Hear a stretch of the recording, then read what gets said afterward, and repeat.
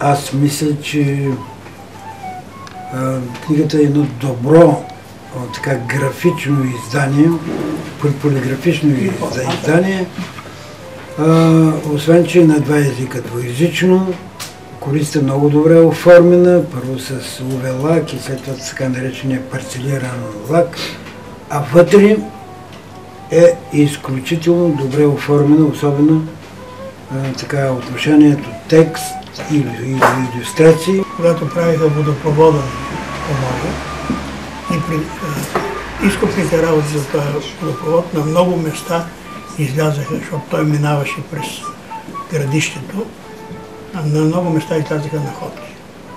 И тогава фактически аз успях да очертая границите на късноантичния археолоз и това е дадено на скицата в самата книга.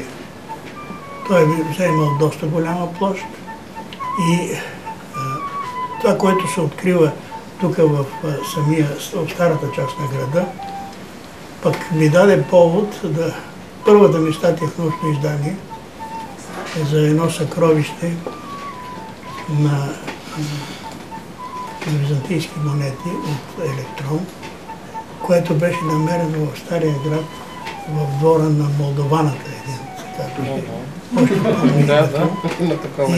и още като излезе тая статия, тя беше, ето тук присъства представителя на тогавашното МВР, който беше прибрал находката.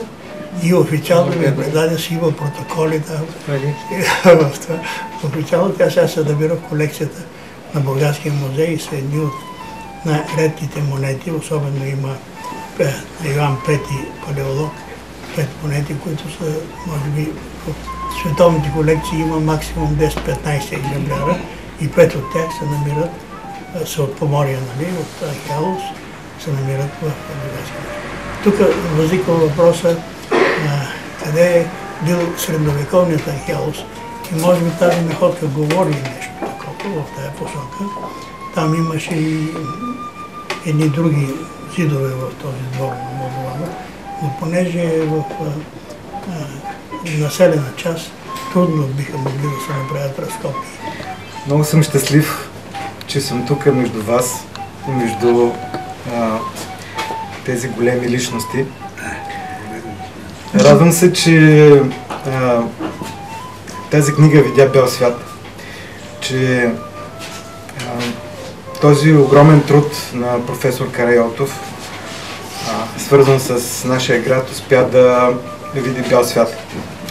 Искам да благодаря на инициатора на това, госпожа Светла Проданова.